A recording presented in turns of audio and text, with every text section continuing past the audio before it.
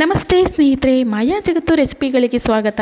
ಇವತ್ತಿನ ಈ ಒಂದು ವಿಡಿಯೋದಲ್ಲಿ ತುಂಬ ರುಚಿಕರವಾದಂಥ, ಅದರಲ್ಲೂ ಆರೋಗ್ಯಕರವಾದಂಥ ಪುದೀನ ಗೊಜ್ಜು, ಆ ಒಂದು ಗೊಜ್ಜಿಂದ ಪುದೀನ ರೈಸನ್ನು ಯಾವ ರೀತಿ ಮಾಡ್ಕೊಳ್ಳೋದು ಅಂತೇಳಿ ನೋಡ್ಕೊಳ್ಳೋಣ. ಈ ಒಂದು ಗೊಜ್ಜನ್ನು ನೀವು ಒಮ್ಮೆ ರೆಡಿ ಮಾಡಿ ಇಟ್ಕೊಂಡ್ಬಿಟ್ರೆ ಫ್ರಿಜ್ಜಲ್ಲಿ ಇಟ್ಕೊಳ್ತೀವಿ ಅಂದರೆ 10ರಿಂದ 15 ದಿನ ಆರಾಮಾಗಿ ಸ್ಟೋರ್ ಮಾಡ್ಕೊಳ್ಬೋದು. ಇನ್ನು ಹೊರಗಡೆ ಅಂತಂದರೆ ನೀವು ಒಂದು 5-6 ದಿನಗಳವರೆಗೆ ಕೂಡ ಆರಾಮಾಗಿ ಸ್ಟೋರ್ ಮಾಡ್ಕೊಳ್ಬೋದು. ಅದರಲ್ಲೂ ಮಕ್ಕಳಿಗೆ ದೊಡ್ಡವ್ರಿಗೆ ಲಂಚ್ ಬಾಕ್ಸಿಗಂತೂ ಹೇಳಿ ಮಾಡಿಸಿದಂಥ ರೆಸಿಪಿ ಮಾಡುವಂಥ ವಿಧಾನನ ನೋಡ್ಕೊಂಡು ಬರೋಣವಾ. ನೋಡಿ, ನಾನಿಲ್ಲಿ ಒಂದು ಮಿಕ್ಸಿ ಜಾರಿಗೆ 1 ಕಟ್ಟಾಗುವಷ್ಟು, ಒಂದು ಫುಲ್ ಕಟ್ಟು ಪುದೀನ ತೊಗೊಂಡಿದ್ದೀನಿ. ನೀವು ಕಡಿಮೆ ಪ್ರಮಾಣದಲ್ಲಿ ಕೂಡ ಮಾಡ್ಕೊಳ್ಬೋದು. ಈ ರೀತಿ ಮಾಡಿಕೊಂಡ್ರೆ ಗೊಜ್ಜು ಜಾಸ್ತಿ ಆಗುತ್ತೆ, ನೀವು ಸ್ಟೋರ್ ಮಾಡ್ಕೊಳ್ಬೋದು. ಬಿಡಿಸಿ ತೊಳೆದಿಟ್ಕೊಂಡಿದ್ದೀನಿ, ಅದನ್ನು ಹಾಕ್ಕೊಳ್ತಾ ಇದ್ದೀನಿ. ಆನಂತರ ಒಂದು ಅರ್ಧ ಹಿಡಿ ಆಗುವಷ್ಟು ಕೊತ್ತಂಬರಿ ಸೊಪ್ಪು ಹಾಕ್ಕೊಳ್ತಾ ಇದ್ದೀನಿ. 1 ಇಂಚು ಶುಂಠಿ ಹಾಕ್ಕೊಳ್ತಾ ಇದ್ದೀನಿ. 1 ಗೆಡ್ಡೆ ಬೆಳ್ಳುಳ್ಳಿ ಹಾಕ್ಕೊಳ್ತಾ ಇದ್ದೀನಿ. 1 ಟೀ ಸ್ಪೂನ್ ಆಗುವಷ್ಟು ಜೀರಿಗೆ ಹಾಕ್ಕೊಳ್ತಾ ಇದ್ದೀನಿ. ಇದ್ರ ಜೊತೆಗೇ 1 ಟೀ ಸ್ಪೂನ್ ಆಗುವಷ್ಟು ಕಾಳು ಮೆಣಸು ಕೂಡ ಹಾಕ್ಕೊಳ್ತಾ ಇದ್ದೀನಿ. ಒಂದು 2-3 ಚಿಕ್ಕ ತುಂಡಾಗುವಷ್ಟು ಚಕ್ಕೆ ಕೂಡ ಹಾಕ್ಕೊಳ್ತಾ ಇದ್ದೀನಿ. ಸ್ವಲ್ಪ ಪ್ರಮಾಣದಲ್ಲಿ ನೀರನ್ನು ಸೇರಿಸ್ಕೊಂಡು ಇದನ್ನು ತರಿಯಾಗಿ ರುಬ್ಕೊಳ್ಬೇಕು. ನೋಡಿ, ರುಬ್ಬಿರೋ ಅಂಥ ಮಿಶ್ರಣಕ್ಕೆ ನಾನಿಲ್ಲಿ ಹಸಿಮೆಣಸು ಸೇರಿಸ್ತಾ ಇದ್ದೀನಿ. ಖಾರಕ್ಕೆ ಅನುಗುಣವಾಗಿ ಸೇರಿಸ್ಕೊಳ್ಳಿ. ನಾನಿಲ್ಲಿ ಒಂದು 8ರಿಂದ 10 ಸೇರಿಸ್ಕೊಂಡು ಸಣ್ಣಗೆ, ಅಂದರೆ ತುಂಬ ನೈಸಾಗಿ ಚಟ್ನಿ ಅದಕ್ಕೆ ಇದನ್ನು ರುಬ್ಕೊಳ್ಬೇಕು.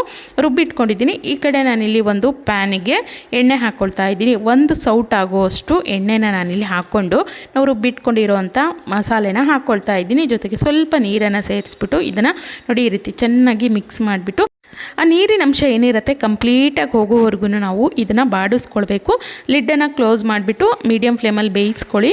ಮಧ್ಯದಲ್ಲಿ ಅದನ್ನು ಓಪನ್ ಮಾಡಿಬಿಟ್ಟು ಈ ರೀತಿ ಮಿಕ್ಸ್ ಮಾಡಿಕೊಂಡು ಮತ್ತೆ ಲಿಡ್ ಕ್ಲೋಸ್ ಮಾಡಿಬಿಟ್ಟು ಚೆನ್ನಾಗಿ ಬೇಯಿಸ್ಕೊಳ್ಳಿ. ಇದು ಸ್ವಲ್ಪ ನೀರಿನ ಪ್ರಮಾಣ ಹೋಗಿದೆ ಅನ್ನೋಂಥ ಸಮಯದಲ್ಲಿ ನಾನು ಕೊನೆಯಲ್ಲಿ ಉಪ್ಪನ್ನು ಸೇರಿಸ್ತಾ ಇದ್ದೀನಿ. ನೋಡಿ, ಕಂಪ್ಲೀಟಾಗಿ ಆಗಿದೆ, ಉಪ್ಪೆಲ್ಲ ಚೆನ್ನಾಗಿ ಹಿಡಿದಾಗಿದೆ. ಜೊತೆಗೆ ಸೈಡಲ್ಲೆಲ್ಲ ಎಣ್ಣೆ ಕೂಡ ಚೆನ್ನಾಗಿ ತೇಲ್ ಬರ್ತಾ ಇದೆ. ಈ ಸಮಯದಲ್ಲಿ ನಾನು ಗ್ಯಾಸನ್ನು ಆಫ್ ಮಾಡ್ಕೊಳ್ತಾ ಇದ್ದೀನಿ.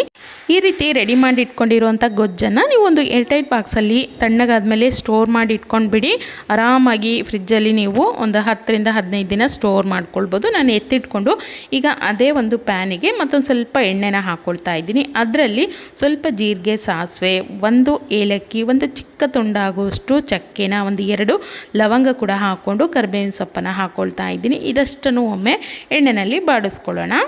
ಇನ್ನು ಇದ್ರ ಜೊತೆಗೇ ನಾನಿಲ್ಲಿ ಒಂದು 8ರಿಂದ 10 ಗೋಡಂಬಿ ಕೂಡ ಈ ಸಮಯದಲ್ಲೇ ಸೇರಿಸ್ಕೊಂಡು ನೋಡಿ ಇದಷ್ಟನ್ನು ಒಂದು 2-3 ನಿಮಿಷ ಬಾಡಿಸ್ಕೊಳ್ಬೇಕು. ಗೋಡಂಬಿ ಹಾಕ್ಕೊಳ್ಳೋದ್ರಿಂದ ರುಚಿ ಚೆನ್ನಾಗಿರುತ್ತೆ. ಜೊತೆಗೆ ಹೊರಗಡೆ ರೆಸ್ಟೋರೆಂಟು, ಹೋಟೆಲಲ್ಲೆಲ್ಲ ತಿಂತೀವಲ್ಲ, ಅದೇ ರೈಸ್ ತಿಂತಾಯಿದ್ದೀವೇನೋ ಅನ್ನೋಂಥ ಒಂದು ಫೀಲ್ ಕೂಡ ಬರುತ್ತೆ. ತುಂಬ ಚೆನ್ನಾಗಿರುತ್ತೆ. ಆನಂತರ ಒಂದು ದಪ್ಪ ಈರುಳ್ಳಿನ ಈ ರೀತಿ ಸಣ್ಣದಾಗಿ ಉದ್ದನ ಕಟ್ ಮಾಡಿ ಹಾಕ್ಕೊಳ್ತಾ ಇದ್ದೀನಿ. ಈರುಳ್ಳಿನ ಚೆನ್ನಾಗಿ ಬಾಡಿಸ್ಕೊಳ್ಬೇಕು. ಆ ಒಂದು ಕಲರ್ ಸ್ವಲ್ಪ ಚೇಂಜ್ ಆಗೋವರೆಗೂ ಬಾಡಿಸ್ಕೊಳ್ಳೋಣ. ಜೊತೆಗೆ ನಾನಿಲ್ಲಿ ಸ್ವಲ್ಪ ಉಪ್ಪನ್ನು ಕೂಡ ಸೇರಿಸ್ಕೊಂಡಿದ್ದೀನಿ. ಯಾಕಂದರೆ ನಾವು ಮೊದಲೇ ಗೊಜ್ಜಿಗೆ ಉಪ್ಪು ಹಾಕ್ಕೊಂಡಿದ್ದೀವಿ, ಹಾಗಾಗಿ ಉಪ್ಪಿನ ಪ್ರಮಾಣವನ್ನು ಸ್ವಲ್ಪ ಕಡಿಮೆ ಮಾಡ್ಕೊಳ್ಳಿ. ನಾನಿಲ್ಲಿ ಒಂದು 1/4 ಕಪ್ ಆಗುವಷ್ಟು ಬೇಯಿಸಿರೋವಂಥ ಬಟಾಣಿನ ಹಾಕ್ಕೊಳ್ತಾ ಇದ್ದೀನಿ. ಹಸಿ ಬಟಾಣಿ ಸಿಕ್ಕರೆ ಅದನ್ನು ಕೂಡ ನೀವು ಹಾಕ್ಕೊಳ್ಬೋದು. ನಾನಿಲ್ಲಿ ಬೇಯಿಸಿರೋವಂಥ ಬಟಾಣಿನ ಹಾಕಿ 1 ಟೊಮೊಟೊನ ನೋಡಿ ಈ ರೀತಿ ಸಣ್ಣದಾಗಿ ಕಟ್ ಮಾಡಿ ಹಾಕ್ಕೊಳ್ತಾ ಇದ್ದೀನಿ.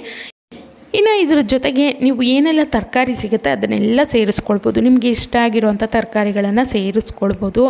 ಕ್ಯಾರೆಟ್ ಆಗಿರ್ಬೋದು, ಬೀನ್ಸ್ ಆಗಿರ್ಬೋದು, ನವಿಲುಕೋಸು, ಏನು ಸಿಗುತ್ತೋ ಸೇರಿಸ್ಕೊಳ್ಬೋದು. ನಿಮಗೆ ಇಷ್ಟ ಆಗಿರೋವಂಥ ತರಕಾರಿ ಸೀಸನಲ್ಲಿ ಏನು ಸಿಗುತ್ತೆ ಸೇರಿಸ್ಕೊಳ್ಳಿ. ಅಥವಾ ಹಾಗೆ ನಾವು ಈ ರೀತಿ ಪ್ಲೇನಾಗಿ ಮಾಡ್ಕೊಳ್ತೀವಿ ಅಂದರೆ ಆ ರೀತಿ ಕೂಡ ಮಾಡ್ಕೊಳ್ಬೋದು.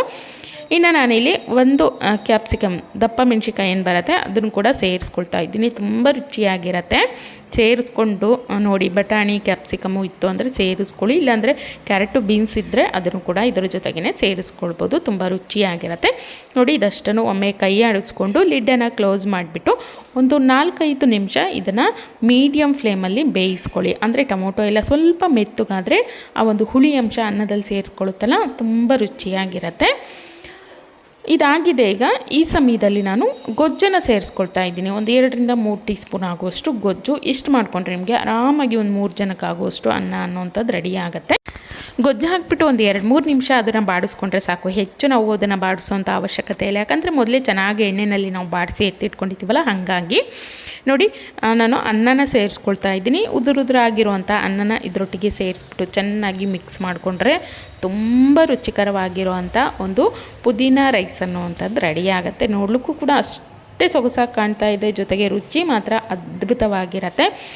ಅದರಲ್ಲೂ ಮಕ್ಕಳಿಗೆ ಲಂಚ್ ಬಾಕ್ಸಿಗೆ ಅಥವಾ ದೊಡ್ಡವರಿಗೆ ಲಂಚ್ ಬಾಕ್ಸಿಗೆಲ್ಲ ಬೇಕು ಅಂತಂದರೆ ಈ ರೀತಿ ಗೊಜ್ಜು ರೆಡಿ ಇತ್ತು ಅಂದರೆ ಒಂದು 5-10 ನಿಮಿಷದಲ್ಲಿ ಈ ಒಂದು ರೈಸ್ ಅನ್ನುವಂಥದ್ದು ರೆಡಿಯಾಗೋಗುತ್ತೆ. ಆದರೆ ರುಚಿ ಮಾತ್ರ ತುಂಬ ಅಂದರೆ ತುಂಬಾ ಚೆನ್ನಾಗಿರುತ್ತೆ. ಖಂಡಿತವಾಗ್ಲೂ ಈ ಒಂದು ರೈಸ್ ರೆಸಿಪಿನ ನೀವು ಕೂಡ ಒಮ್ಮೆ ಮನೆಯಲ್ಲಿ ಟ್ರೈ ಮಾಡಿ ನೋಡಿ.